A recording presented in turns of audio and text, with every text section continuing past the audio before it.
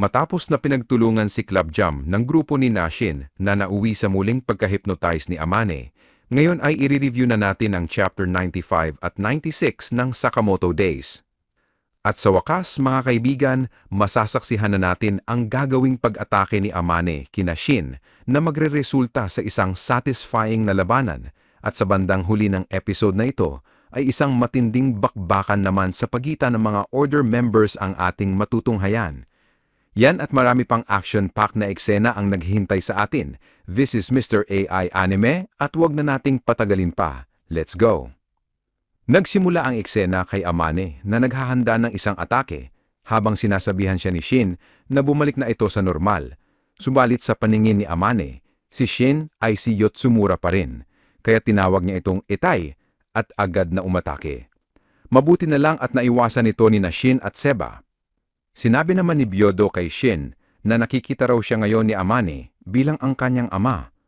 Nagtaka naman si Shin at tinanong kung bakit ganun niyang galit ni Amane sa kanyang ama. Pinaliwanag ni Byodo na pinatay raw ng ama ni Amane ang kanyang sariling asawa, kaya simula noon ay kinasusuklaman niya ito pati na ang buong JAA. Dahil dito, buo ang galit ni Amane na nais niyang lipulin pati ang ama at ang buong organisasyon. Samantala, tumawa si Club Jam at sinabing sa lahat ng klase ng sakit, ang sakit na galing sa puso ang pinakamasakit at pinakaspesyal. Nasagot naman siya ni Boro na pinapahirapan pa raw lalo ni Club Jam ang sugat ng bata at tinawag niya itong basura. Lalo pa itong na-excite si Club Jam, kaya't muling lumiwanag ang kanyang mata, senyales na muli naman niyang hinihipnotize ang kanyang sarili, gaya niyang dati. Ipinaliwanag ni Seba na tuwing ginagawa ito ni Club Jam, bumibilis ang kanyang pagkilos, at totoo nga, bigla siyang lumitaw sa likuran ni Byodo at umatake. Mabuti na lang at nailigtas siya ni Shin.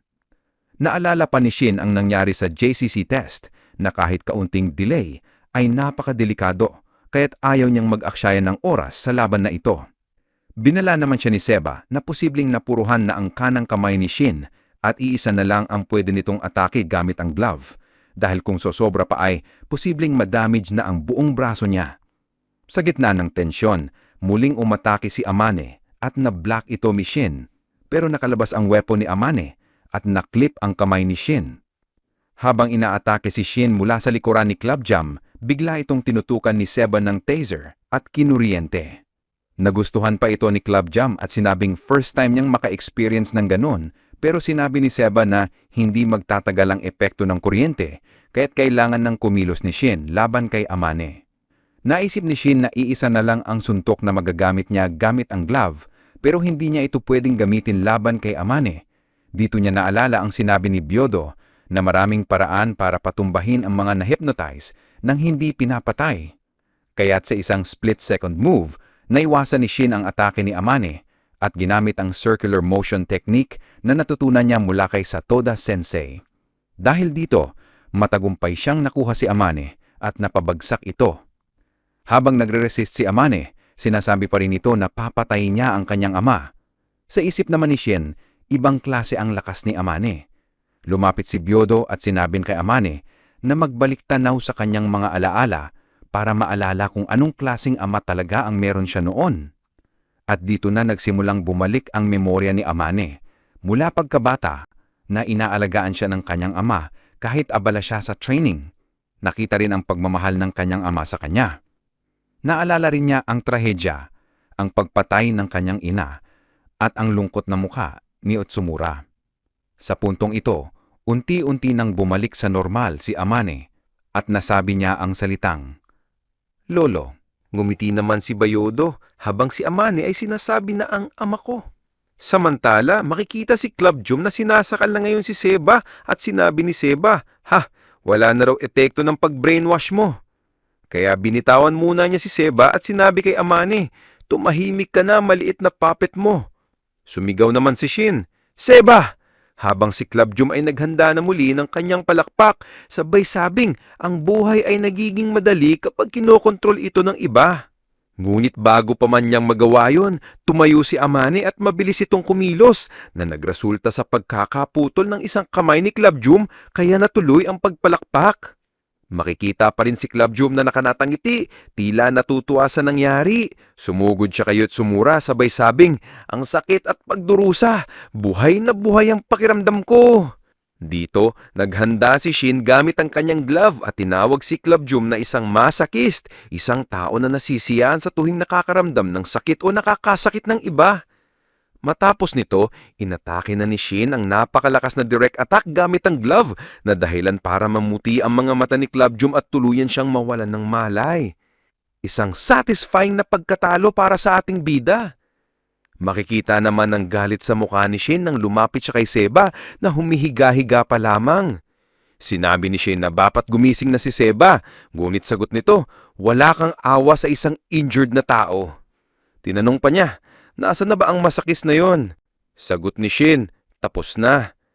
Tinignan nila si Club Jum na nakatali na at naputol ang isang kamay niya kaya hindi na ito makakapag-hypnotize muli. Plano nilang isuko si Club Jum sa JAA. Napangiti si Club Jum dahil gagawin na raw siyang alipin. Maya-maya pa sumakit ang ulo ni Shin at bumagsak. Ikinagulat ni Seba at tinanong siya. Sagot ni Shin, "Wag muna akong kausapin." Sa isip niya, napasobra siya sa paggamit ng kanyang ability na makita ang hinaharap, ngunit ngumiti siya at sabi sa sarili, "Nagawa na natin, Mr. Sakamoto. Natalo na natin ng isa sa mga kasamahan ni Slur." Sinabi ni Seba kay Shin na huwag magpanggap na masama ang pakiramdam nito at sagot ni Shin, "Papatayin kita talaga mamaya." Lumapit naman si Aman na kay Bayodo at sinabing, "Lolo, naaalala ko na ng konti ang ama ko. Hindi ko alam kung bakit ko nakakalimutan yon. Ano po ba talaga ang dahilan na pinatay ng aking ama si inay?" Sagot ni Bayodo, "Dapat ikaw mismo, Amane, ang magtatanong sa iyong ama." Sagot ni Amane, "Okay po." Sa isip ni Bayodo, napaka-ironic na ang kalaban ni Amane ay naglagay sa kanya sa isang deep hypnotic state at ito rin daw ang nag-trigger para maalala niya ang kanyang nakalimutang memory. Naitanong pa niya sa sarili, nasa na ba talaga si Yotsumura? Ano kaya ang pinagkakaabalahan niya ngayon? Matapos nito, inilipat ang eksena sa JAA Western Headquarters kung saan isang lalaking nagsasalita ay sinabing napatay na 46 na miyembro ng JAA at 3 assassination businesses ang napabagsak, ang Sukiyaki Sizzler, Citrus Shop Sweetie at Arashiyama Masapoji Murder Temple. Sinabi ng matanda na si Yotsumura, isang dating order member na na-kick out 8 taon na ang nakalilipas, ang pangunahing suspect sa lahat ng ito at may price sa ulo niya. Wala pa raw nakakakita sa kanya, ngunit na pag-alaman na kasalukuyang nasa Kyoto si Yotsumura.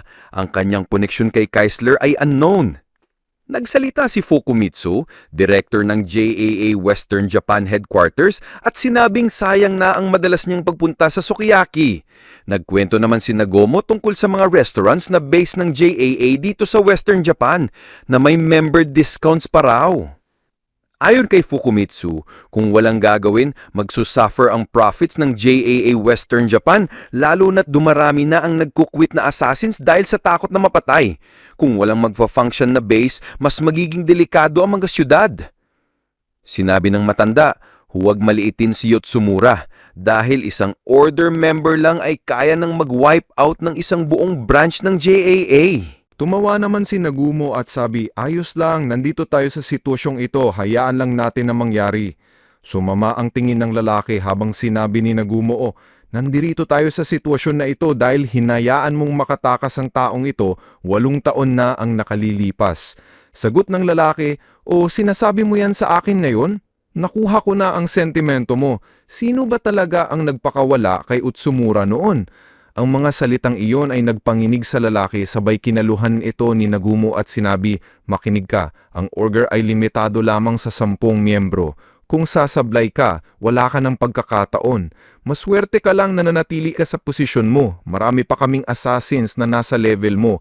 Habang nagsasalita ang lalaki, biglang nahati ang kanyang ulo mula sa dugo ni Nagumo, dahilan para hindi na siya makagalaw. Nahimatay siya at sinabi ni Fukumitsu, "Tama na, siraulo ka talaga. Huwag mong dumihan ang sagradong hall gamit ang dugo ni Nagumo." Sabi pa niya kay Nagumo, "Nakuha mo naman ako, di ba? Kung sasablay na naman si Shishiba para ito sa order, nagigets ko naman yon. Yon ang trabaho mo. Umalis na si Nagumo at sinabi, kung magigising na ang lalaki na yon, totoo na ang bilang ng order ay limitado sa 10, pero napupuno pa rin ito. Marami pang pwedeng sumali kaya welcome siya kung gusto niyang kumuha ng spot sa order. Matapos ang eksenang iyon sa isang lugar, makikita si Yutsumura kasama ang babaeng nagpe-play ng biwa. Sa harap naman ni Yutsumura ay makikita si Shishiba na nagpaumanhin sa istorbo. Paumanhin na naistorbo kita kasama ang magandang babae, pero base sa regulations ng JAA, kailangan namin kayong patayin. Ngumiti ang babae at sabi, patayin kaming dalawa, maawa ka naman. Sagot ni Yutsumura, well, kuhang-kuha mo talaga Shishiba. Mas fit ka talaga bilang order kesa sa akin noon. Sagot ni Shishiba, wala akong pakialam, napakarami pang trabaho dito.